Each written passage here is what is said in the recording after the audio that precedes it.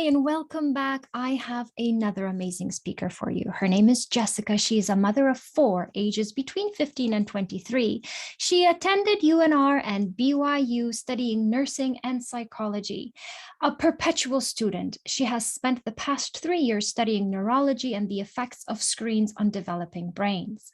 After her intensive journey through electric screen syndrome treatment with one of her teens, she pivoted her career in medical and educational interpreting to digital wellness consulting.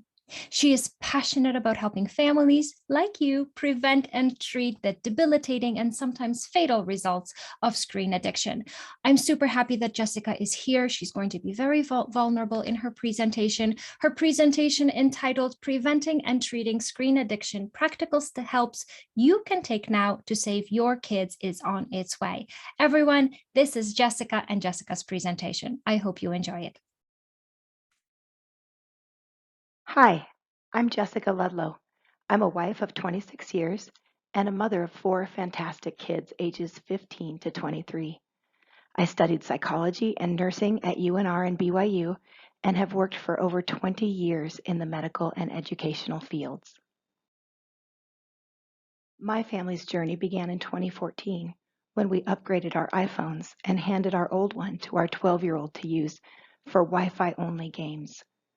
We had no idea what waited on the other side of that screen and how it would impact our son's brain.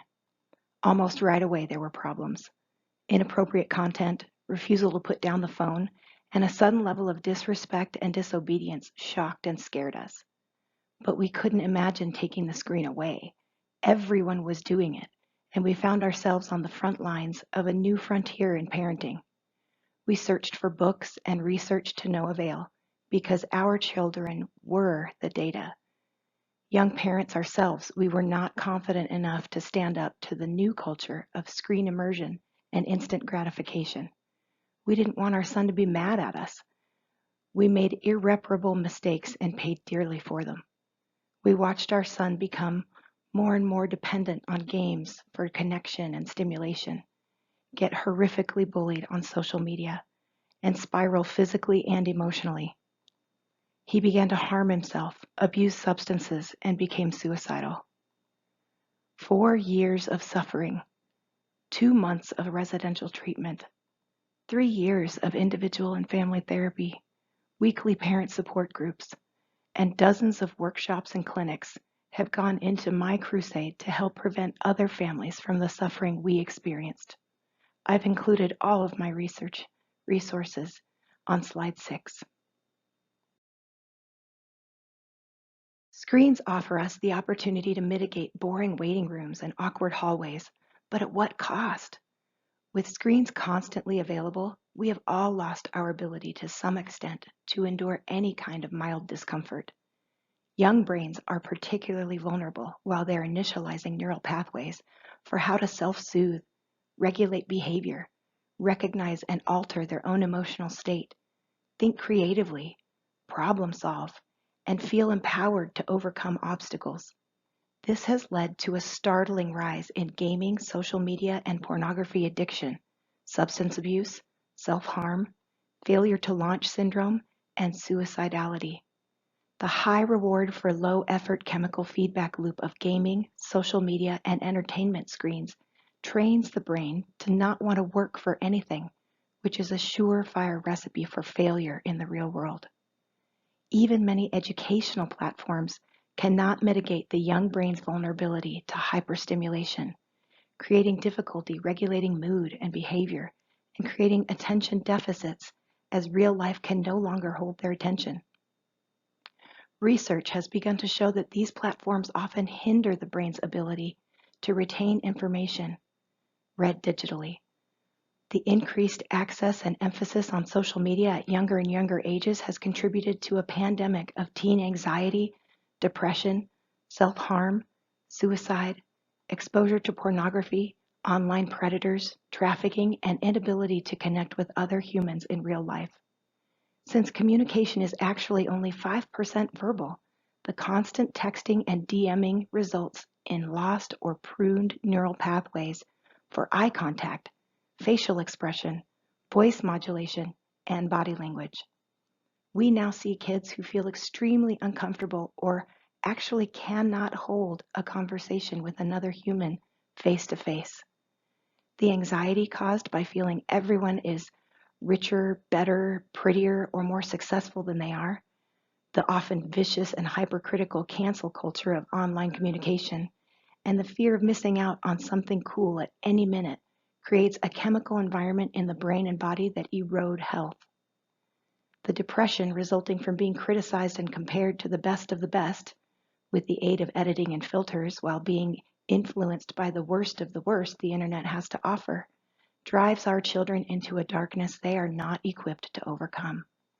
Exposure to increasingly unrealistic, violent, and racist pornography is twisting the minds of our youth, resulting in unhealthy self-image, unrealistic expectations in relationships, gender orientation confusion, and an inability to form healthy relationships.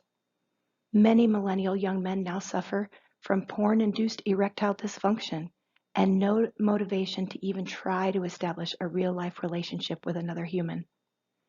The porn industry exploits every opportunity and legislative loophole to recruit its next generation of consumers, our kids, which creates the market for victims who are also our kids. Cases of indecent exposure, rape, incest, and child sex abuse material skyrocket until they become the norm.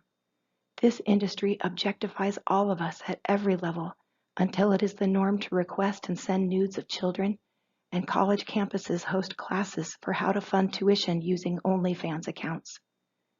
The only way to interrupt these toxic trends is to educate ourselves, then stand up and insist on change. It starts with us.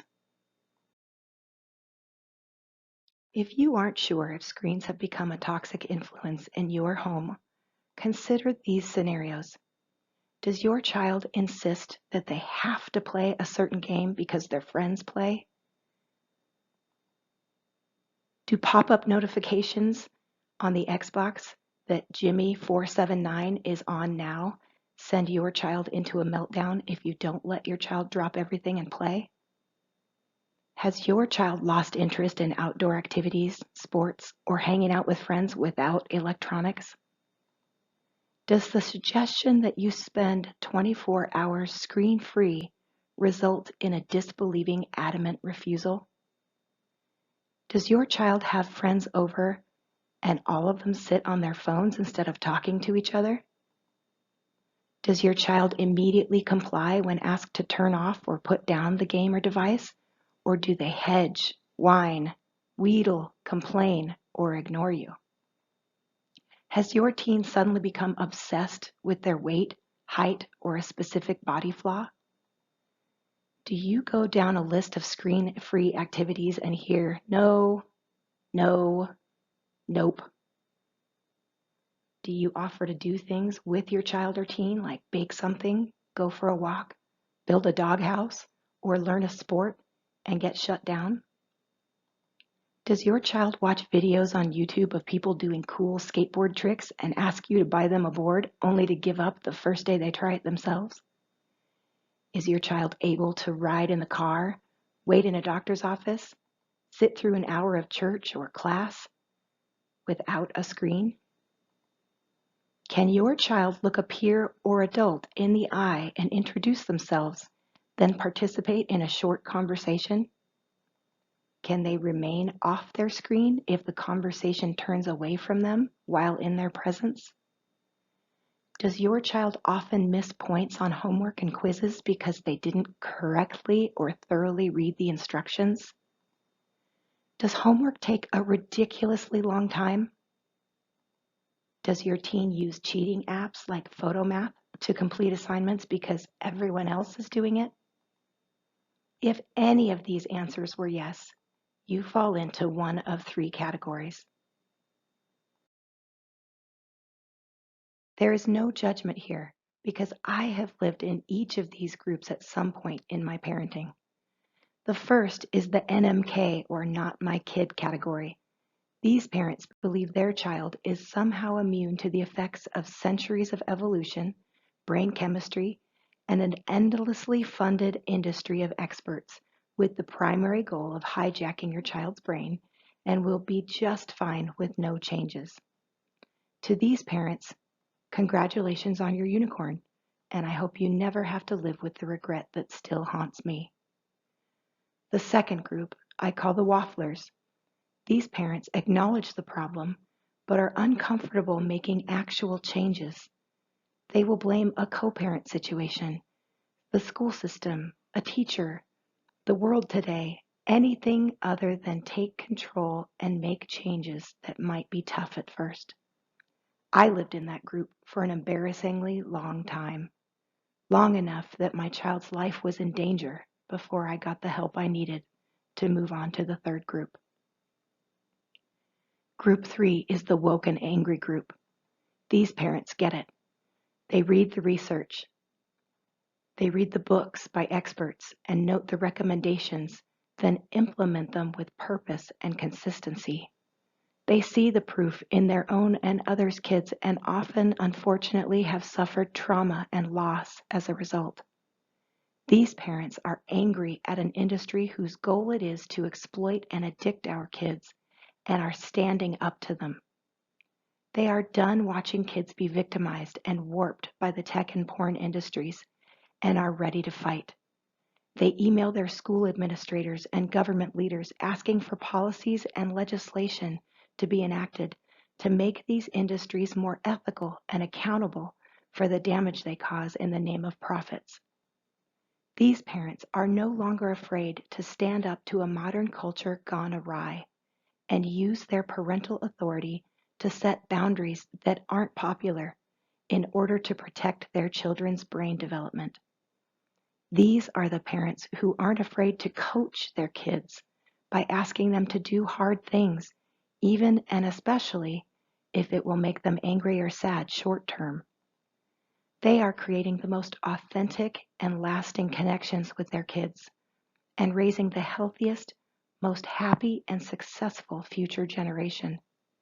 These parents are willing to do whatever it takes to save our kids. If and when you're ready to join Group 3, here are some things you can do. First, read Dr. Victoria Dunkley's Reset Your Child's Brain and consider a 7 or even 30-day digital detox. This does not mean you have to quit your job or pull your kids out of school. Commit to a weekly 24-hour screen fast. Think about sitting down and evaluating where all the toxic screens are in your life and give them the boot. Both the detox and reboot are services I offer through the Screen Time Clinic if you're nervous about going it alone or don't know how to start. Protect sleep like the treasure it is instead of the stepchild we treat it as. Nothing will aid memory, mood, brain, and physical development like sleep.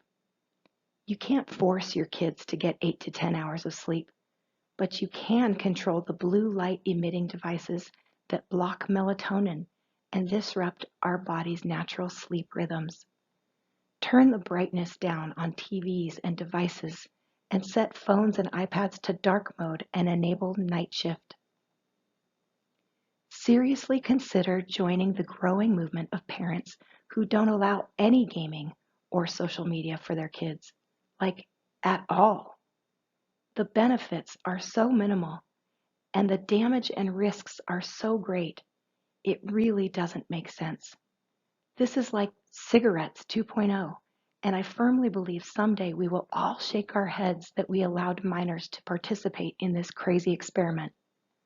My mom still talks about how car seats for babies weren't a thing when I was a kid. If you're still in Group 2, consider setting a limit of less than 30 minutes every other day for gaming or social media. Technology is amazing. I love it, but it needs to be used as a tool to allow healthy brain development. Take games, social media, and entertainment apps off mobile devices your kids use. And if you're brave and strong enough, do it yourself. Ditch Minecraft for a box of Legos or play it together. If you're going to watch a show or a movie, do it together and talk about it. Host a family Kahoot, Jackbox, or Jeopardy game with relatives near and far. FaceTime or Zoom with them. This will have a huge impact on your lives. Make sure your kids are getting hugs, head rubs, smiles, and eye contact every single day. When your kid starts talking to you, stop what you're doing and look at them. Listen, validate, and commiserate with them. Best of all, when you or they come home, put your phone in a drawer or a basket on the counter and be present. They are learning from you where they stand in importance and what healthy tech use looks like. I can't tell you how many kids tell me every day they wish their parents did stuff with them, but all their parents do is game or sit on their phones. It doesn't matter if you're saving the world or paying for the roof over their heads on your phone. It all looks the same to them. Get in the habit of announcing and narrating your screen use. Say, I need to respond to so-and-so's text. It should take less than 1 minute. Or, let's look that up. It should take about 2 minutes. Keep screens in the drawer or basket at dinner and try to have dinner together at least 5 nights a week, even if it's in the car at soccer practice. Talk. Ask for a hi and low from each family member or play rose, rose, thorn, bud. Get outside in nature. Picnic in the backyard or at a park. Gear up and play in the snow. Splash in puddles. Walk the dog together. Walk other people's dogs together. Whatever it takes to get out, get moving, and get those good chemicals flowing. It's a beautiful world out there, just waiting for all of us to look up and notice. Listed here are just a handful of resources I use regularly for my presentations, including this one. I can't recommend strongly enough the book Reset Your Child's Brain by Dr. Victoria Dunkley. It truly changed my family's lives. The joy and connection we share now is a stark contrast to where we were before and where I see too many families today headed. Access to the information being shared by any one of these organizations could have saved my family tens of thousands of dollars in treatment, years of anguish and relationship damage, and lifelong scars. Please use them. And if you find yourself ready to detox or reboot your family, but are unsure of how to start, don't hesitate to reach out to me at jessicaludlow@gmail.com or book my free consultation at screentimeclinic.com/Jessica. Thank you so much for your precious time, attention, and proactive parenting.